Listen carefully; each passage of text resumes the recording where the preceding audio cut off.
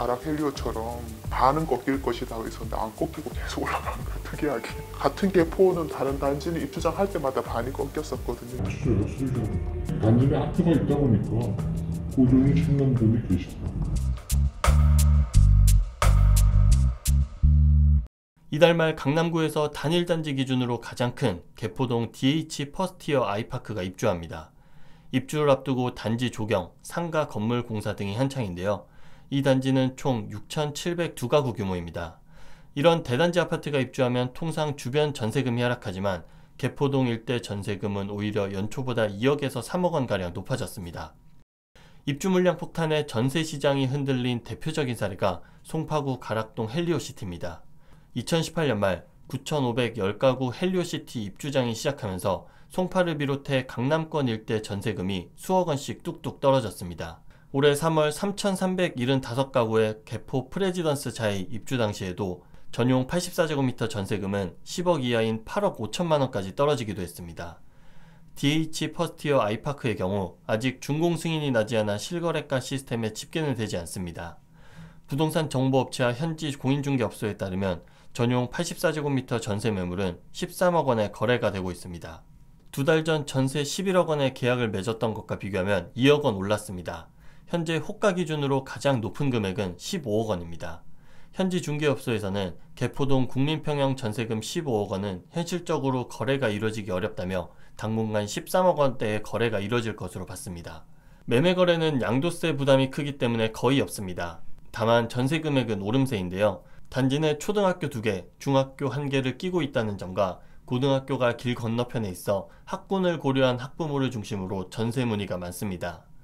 전세 시장은 꾸준히 받쳐줘요, 수요자는. 단지 내 아트가 있다 보니까 꾸준히 찾는 분이 계시더라고요. 인근 개포동 단지도 전세금이 올 초와 비교해 약 2억 원 안팎 올랐는데요. DH 퍼스티 아이파크 맞은편 약 2,000가구 규모의 레미안 블레스티지 전용 84제곱미터는 지난달 13억 5천만 원의 전세 계약이 체결됐습니다.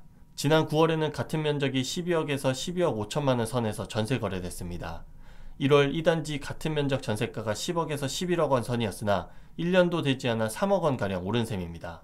개포자이 프레지던스 단지는 올해 1월 전용 84제곱미터 전세금이 8억 5천만 원에 계약됐는데 이달 7일에는 같은 면적이 4억 5천만 원이나 오른 13억 원에 계약됐습니다. 지금 공급이 거의 없잖아요. 대출 같은 거나 건축자재 인상되니까 신규로 진행하는 현장이 사실 구반포 외에는 거의 없거든요. 강남 일대에. 그러니까 개포가 잘 끼운 거예요. 자이할 때만 해도 반토막 났었거든요. 여기는 대단지여서 전부 다 반토막 나기를 기다리고 있었는데 쭉쭉쭉 올라가는 거예요. 이 정도면 이제 가락 헬리오처럼 반은 꺾일 것이다 했었는데 안 꺾이고 계속 올라가는 거예요. 특이하게. 같은 개포는 다른 단지는 입주장할 때마다 반이 꺾였었거든요. 여기는 유일하게 올라가요.